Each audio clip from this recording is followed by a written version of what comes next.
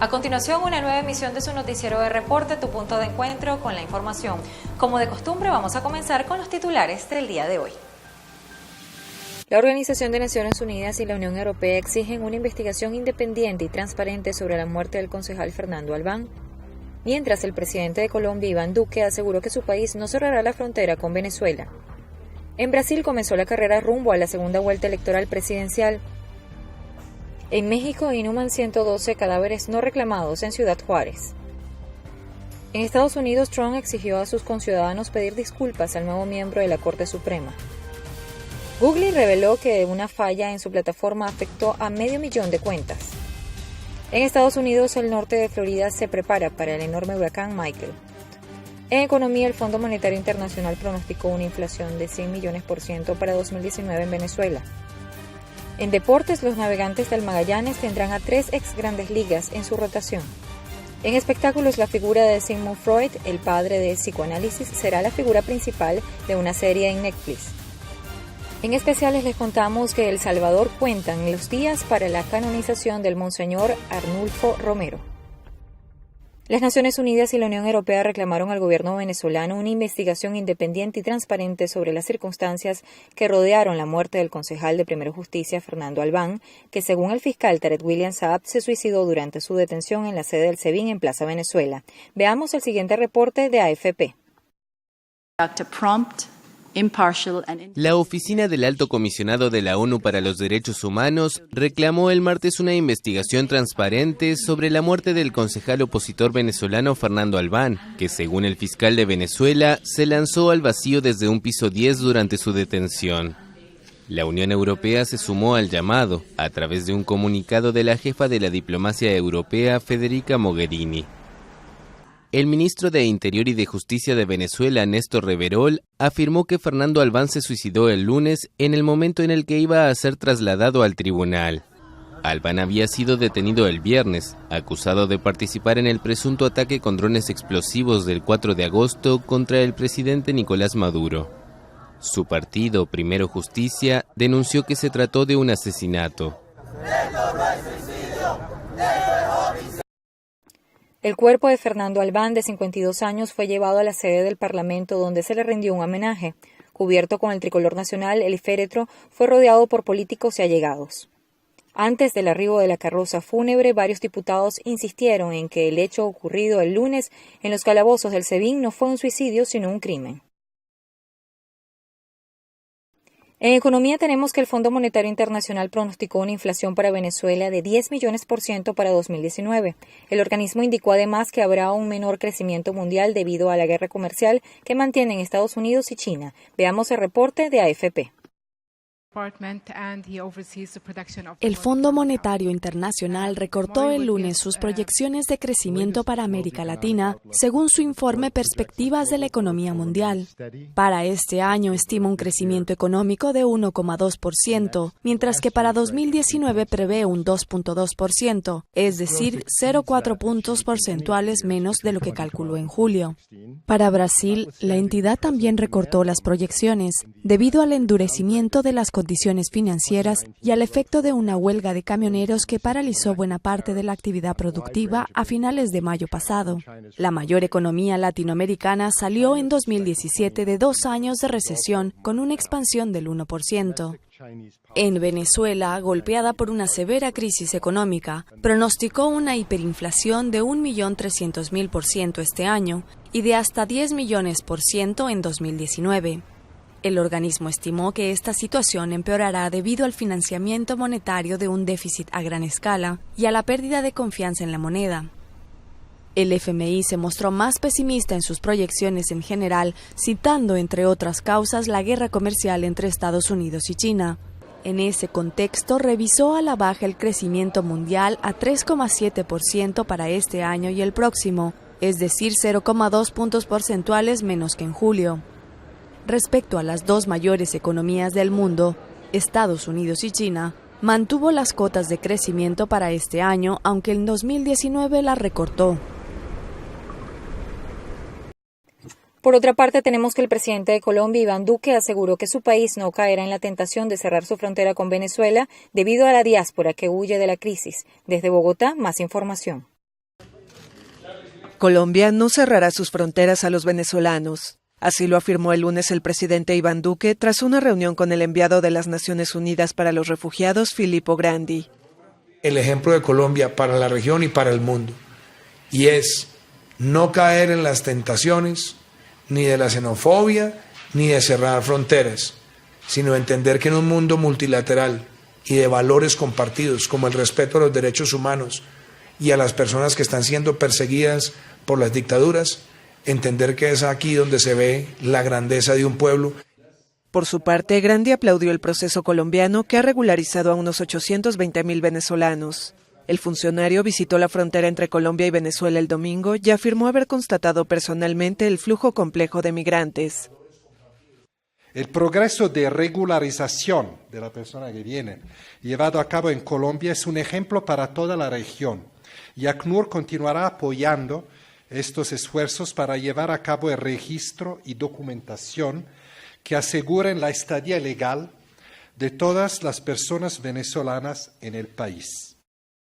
La ONU calcula que cerca de 1,9 millones de personas han dejado Venezuela desde 2015 debido a la difícil situación económica y política negada por el gobierno del presidente Nicolás Maduro. Colombia estima un flujo migratorio de 1 millón de personas por su territorio. Grandi seguirá su gira regional hacia Argentina. Mientras en Brasil los candidatos a la presidencia retomaron su campaña rumbo al balotaje del 28 de octubre, tras una primera vuelta que dejó al derechista Jair Bolsonaro en muy buena posición frente al izquierdista Fernando Haddad. Los candidatos a la presidencia de Brasil dieron inicio el lunes a la campaña para ganar la segunda vuelta de las elecciones. El izquierdista Fernando Haddad viajó a Curitiba para visitar al expresidente Luis Ignacio Lula da Silva, encarcelado por corrupción y lavado de activos. Los dos dirigentes pasaron 3 horas reunidos diseñando la estrategia para el balotaje frente al derechista Jair Bolsonaro a celebrarse el 28 de octubre. Estamos muy emocionados con la segunda vuelta porque nos ofrece una oportunidad de debatir los proyectos que cada uno de los dos candidatos restantes defiende para el país. Seguidores de Bolsonaro se reunieron a las afueras de su casa en Río de Janeiro, luego de que el ex capitán del ejército obtuviera 46,03% de los votos el domingo, frente al 29,28% de Haddad. El domingo, Bolsonaro se quejó en Facebook de problemas con las urnas electrónicas que, según afirmó, le impidieron ganar la presidencia en primera vuelta. La jefa de la misión electoral de la OEA, Laura Chinchilla, negó que los errores en las urnas hayan cambiado el resultado. Errores los hay, pero una cuestión son los errores aislados y otra cosa son los errores que puedan, digamos, alterar el resultado electoral. Bolsonaro y Haddad tendrán un gran reto en la campaña para el balotaje, ya que a pesar de haber sido los vencedores, son también los candidatos con mayor índice de rechazo. Nos vamos a México, donde en un cementerio de Ciudad Juárez fueron inhumados 112 cadáveres que no habían sido reclamados por familiares.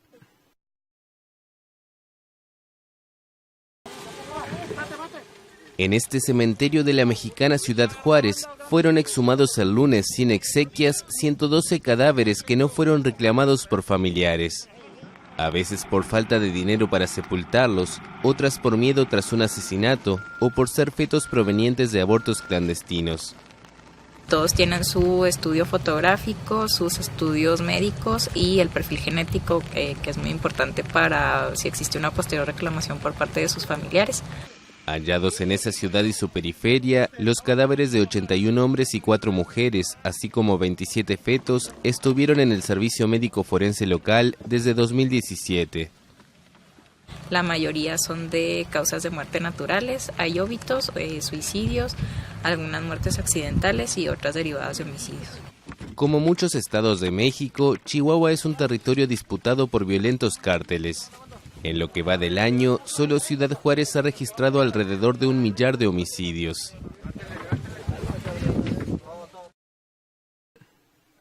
Y en Centroamérica, la ex vicepresidenta de Guatemala, Roxana Valdetti, fue condenada a 15 años y 6 meses de cárcel tras ser declarada culpable de participar en un fraude millonario. Roxana Valdetti, vicepresidenta de Guatemala entre 2012 y 2015, fue condenada el martes a 15 años y 6 meses de cárcel. Un tribunal la encontró culpable de participar en un fraude para la adjudicación de un contrato millonario para descontaminar un lago cercano a la capital. Según el juez que la sentenció, participó y lideró una red criminal para defraudar al Estado de Guatemala, y se le comprobaron los delitos de asociación ilícita, tráfico de influencias y fraude. Otras 9 personas fueron condenadas por crear, entre 2014 y 2015, una red para el desvío de unos $2,5 millones de los 18 millones destinados a la compra de una fórmula química para descontaminar el lago. Ambientalistas alertaron en su momento que la fórmula era agua con sal. Es la primera sentencia de 4 casos por corrupción en los que se encuentra involucrada Valdetti, quien renunció a la vicepresidencia en mayo de 2015, luego de que la Fiscalía y una misión anticorrupción de la ONU la señalaron de dirigir un fraude en las aduanas nacionales. Valdetti era la número 2 del entonces mandatario Otto Pérez, que dimitió en septiembre de 2015, también salpicado por el fraude en las aduanas, y que desde entonces se encuentra en prisión preventiva a la espera del comienzo de su juicio. En Estados Unidos, el presidente Donald Trump pidió disculpas en nombre de todo su país al nuevo miembro de la Corte Suprema, Brett Kavanaugh, y a su familia por el terrible sufrimiento al que ha sido sometido tras las acusaciones de abuso sexual. El presidente de Estados Unidos, Donald Trump, pidió disculpas en nombre del país al nuevo miembro de la Corte Suprema, Brett Kavanaugh, cuyo proceso de confirmación al máximo tribunal fue uno de los más batallados de la historia reciente.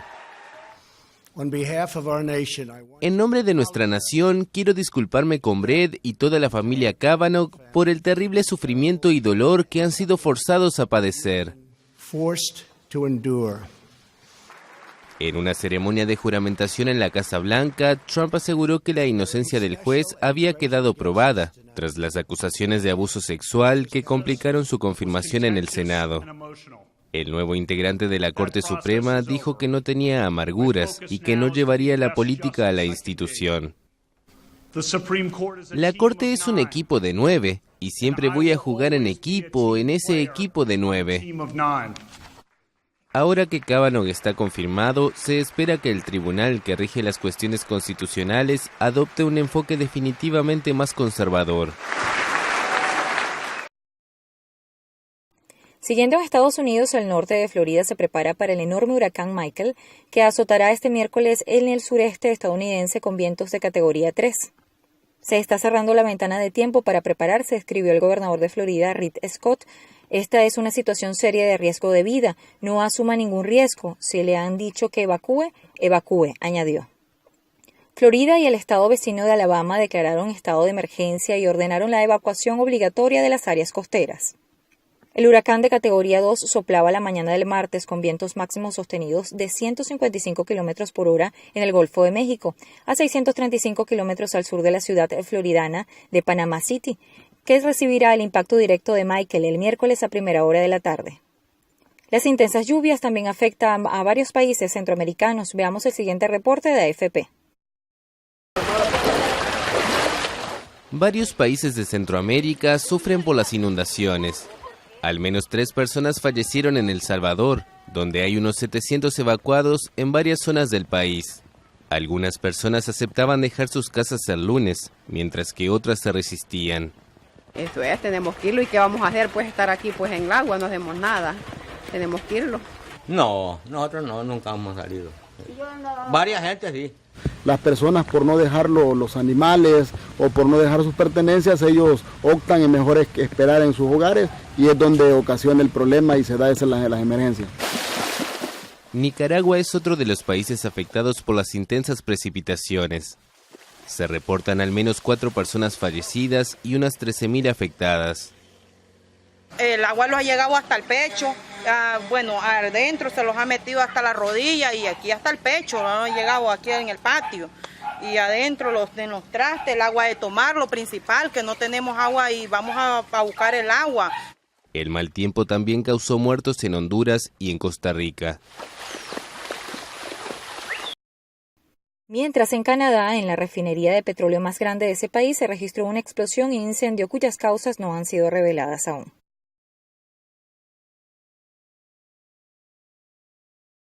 Una explosión y un incendio arrasaron el lunes la refinería de petróleo más grande de Canadá.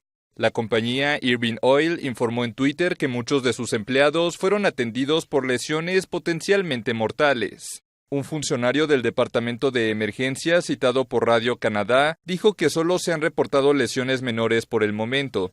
La policía acordonó la planta, que está ubicada en una zona residencial y cercana a un hospital regional. Hasta el momento no se ha informado de la causa de la explosión.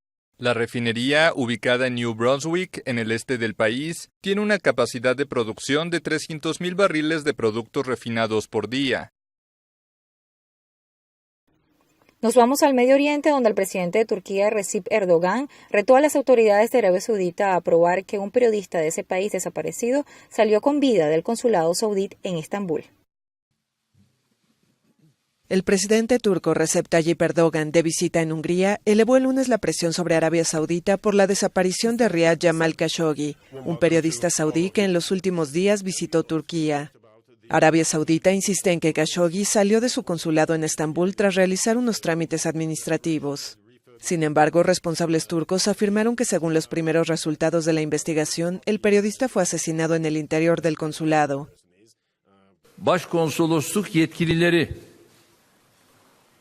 Los responsables del consulado no pueden salvarse diciendo que salió del edificio. Las autoridades deben probarlo.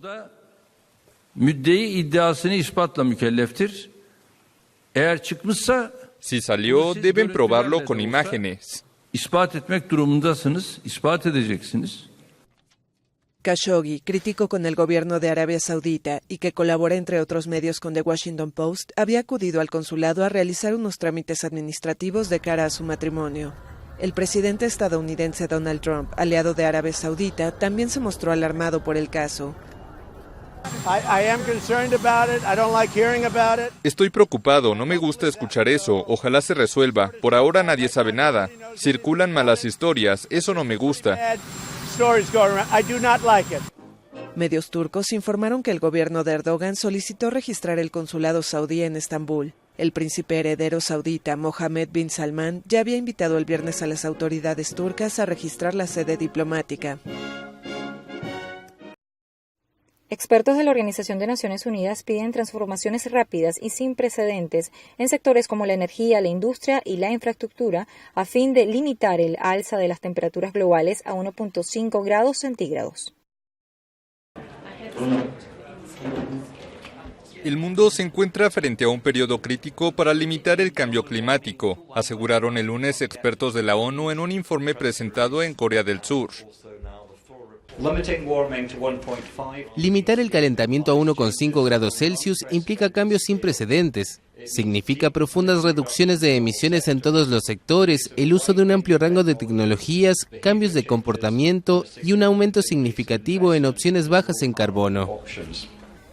Los científicos advirtieron que si las temperaturas mundiales superan en 1,5 grados a los niveles preindustriales, el planeta podría enfrentar olas de calor, extinción de especies y deshielo de los casquetes polares. Según el informe, si el calentamiento sigue creciendo al ritmo actual por culpa de las emisiones de gas de efecto invernadero, se alcanzará un alza de las temperaturas mundiales de 1,5 grados entre 2030 y 2052. Los expertos señalan que las emisiones de CO2 deberán caer en un 45% de aquí a 2030 para limitar el calentamiento, y que el mundo deberá alcanzar en 2050 una neutralidad de carbono, es decir, dejar de emitir más CO2 del que se retira de la atmósfera. Los científicos insisten en el sector energético, ya que el carbón, el gas y el petróleo son responsables de 3/4 partes de las emisiones. Les contamos además que Google informó que en marzo pasado halló y corrigió inmediatamente una falla de seguridad en su red social Google+, que dejó al descubierto datos personales de 500,000 de cuentas. Los datos personales de 500,000 de cuentas quedaron al descubierto por una falla en la red social Google+, informó el lunes la compañía. La empresa dijo que descubrió el fallo en marzo pasado y fue corregido inmediatamente. Después de encontrar esa falla y tras constatar una gran inactividad de sus usuarios, el gigante de Internet decidió cerrar para los particulares esta red social a la que automáticamente quedan suscritas las personas que crean una dirección de Gmail. Los nombres de los propietarios, su dirección de correo, profesión, género y edad son los principales datos que se vieron expuestos. Las publicaciones de los usuarios, así como mensajes, información de la cuenta y números de teléfono no se pudieron ver o consultar, según Google, argumentando que no se pudo identificar con certeza a los usuarios afectados ni su ubicación. Google insistió en que no hay evidencia de que los datos se usaran de manera inadecuada, ya que los desarrolladores de aplicaciones desconocían la falla y por lo tanto no pudieron utilizar los datos expuestos. En deportes tenemos que los Navegantes de Magallanes anunciaron su rotación para la primera semana de la temporada 2018-2019. Los turcos tendrán en la lomita a 3 lanzadores con experiencias en las grandes ligas, incluso 2 de ellos autores de un no-hit no-run en la Gran Carpa. Endensor Álvarez abrirá el juego inaugural contra los Tigres de Aragua el 12 de octubre, Johan Pino le secundará el 13 de octubre nuevamente ante los felinos, mientras que Carlos Zambranos se encargará del tercer compromiso el 14 de octubre, cuando la nave se enfrentará a Bravos de Margarita.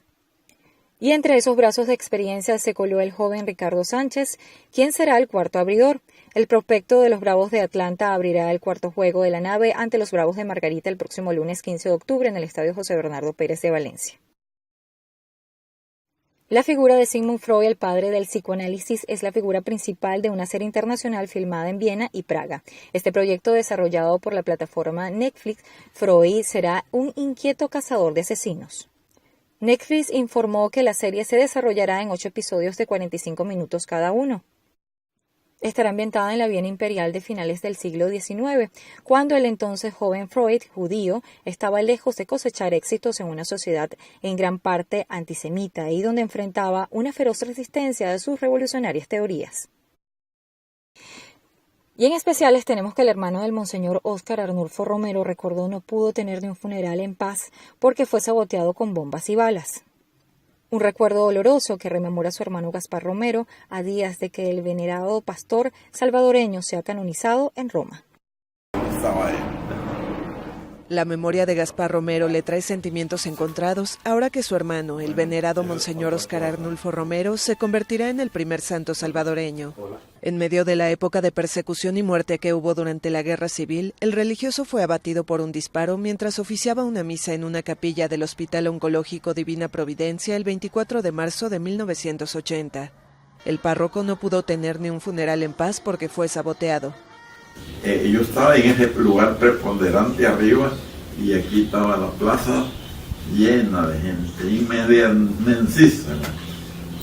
No cabía más gente, había niños, ancianos y de repente se estalló una bomba en medio de la gente, en medio, porque yo vi que estalló y voló gente por todos lados. Las más de 150,000 personas que se estima acudieron a la despedida habían desafiado el estado de sitio que regía ese año y que prohibía la reunión de más de 3 personas en lugares públicos. Y total, pues que la iglesia logró que lo introdujeran a la iglesia y dieron orden de que lo enterraran a la carrera. Así que a la carrera lo metieron en un lugar allí improvisado. Después, hablar de Romero era un tema proscrito. Con los años, sus restos fueron exhumados y trasladados a un mausoleo en la cripta de la catedral. La familia está muy orgullosa, muy honrada, hasta estupefacta, increíble por el acontecimiento que se avecina. Ahora Gaspar, de 88 años, viajará a Roma para la ceremonia de canonización que será presidida por el Papa Francisco el 14 de octubre. Conozca esta y otras informaciones a través de nuestro portal web www.reporte.com.be y también los invitamos a que nos sigan mediante nuestras redes sociales @e.reporte.